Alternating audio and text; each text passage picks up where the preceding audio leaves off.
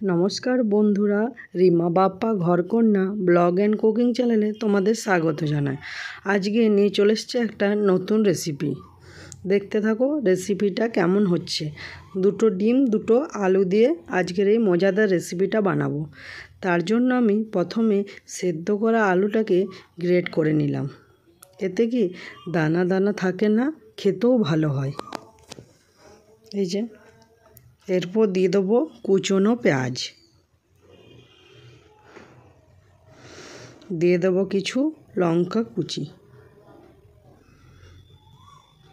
এরপর একে একে লঙ্কার গুঁড়ো,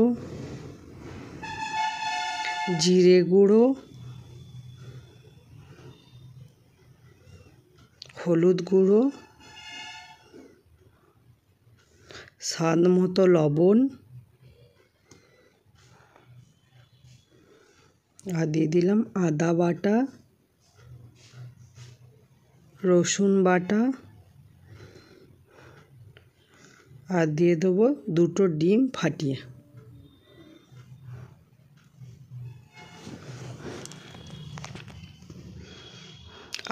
আমি দুটো ডিম দিয়েছি, আপনারা চাইলে আরও বেশি ডিম দিয়েও করতে পারেন।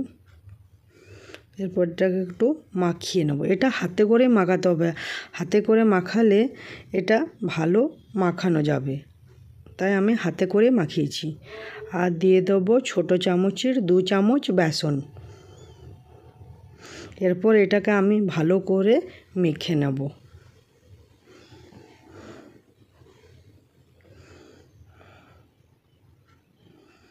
আমার মনে হয় হাত দিয়ে এটা সব দিকে ভালো মাখা যাবে, তাই আমি হাত দিয়েই করেছি। এটা আমার মাখা হয়ে গেছে। এবার গ্যাস জ্বালিয়ে একটা ফ্রাই প্যান চাপিয়ে দিলাম। এটাতে দিয়ে দেবো একটু তেল। তেলটা একটু বেশিই দিতে হবে, কারণ এটার থিকনেসটা অনেকটা মোটা হবে তো, তাই। এরপর দিয়ে দিলাম এটা বাটারটা। আমি এটা কিছুক্ষণ চাপা দিয়ে রাখবো, কম আঁচে, এটা একদম কম আঁচে করতে হবে।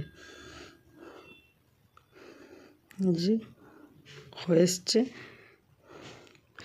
এবার এটাকে আমি উল্টে নেব। আবার একটু কিছুক্ষণ কম আঁচে রাখবো। এটা পুরোটাই কম আঁচে করতে হবে, নাহলে ভেতরটা কাঁচা থেকে যাবে। এরপর এটাকে আমি পিস পিস করে কেটে নেব।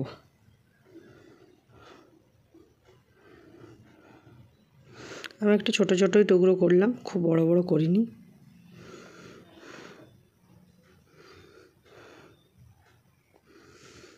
এই যে মোটার থিকনেসটা দেখে নাও, এভাবেই করতে হবে। পিস পিস করে কেটে নিয়েছি। এরপর আমি রান্নার জন্য কড়াইটা চাপিয়ে দেবো। সামান্য পরিমাণ তেল দিয়ে দিয়েছি। ফোড়নে দিয়ে দিলাম তেজপাতা, শুকনো লঙ্কা আর দিলাম সামান্য চিনি। আর দিয়ে দেবো কুচনো পেঁয়াজ। পেঁয়াজটাকে আমি লাল লাল করে ভাজবো। লাল লাল করে ভাজা হয়ে গেছে। এরপর দিয়ে দেবো রসুন বাটা পরিমাণ মতো। এরপর দিয়ে দেবো আদা বাটা। এরপর এটাকে আমি ভালো করে কষাবো। এরপর দিয়ে দেবো গুঁড়ো মশলাগুলো, হলুদ গুঁড়ো,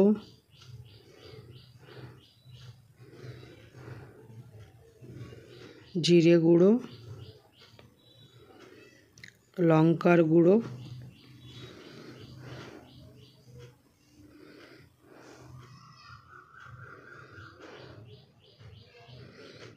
ধনে গুঁড়ো আর দিয়ে দেবো স্বাদ মতো লবণ। এবারে এটাকে ভালো করে কষাবো। এরপর দিয়ে দেবো কাশ্মীরি লঙ্কার গুঁড়ো।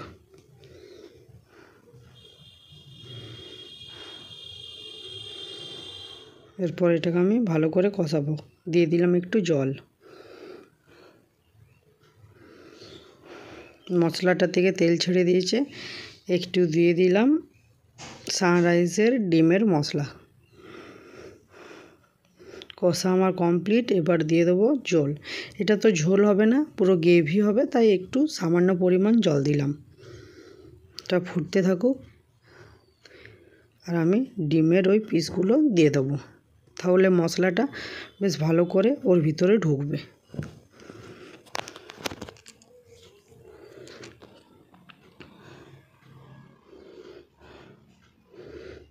জলটা মরে এলে নামিয়ে দেবো। এরপর দিয়ে দিলাম একটু গরম মশলার গুঁড়ো। রেডি হয়ে গেছে ডিমের এই মজাদার রেসিপিটা।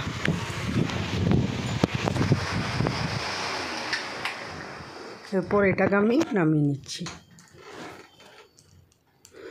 আজকের এই সুন্দর রেসিপিটা কেমন লাগলো তোমাদের কমেন্টে অবশ্যই জানিও। 2টো ডিম দিয়ে মজাদার একটা রেসিপি, চটজলদি হয়ে যাবে। যদি ভিডিওটা ভালো লেগে থাকে লাইক, কমেন্ট, শেয়ার, সাবস্ক্রাইব করে দেবেন। Thank you.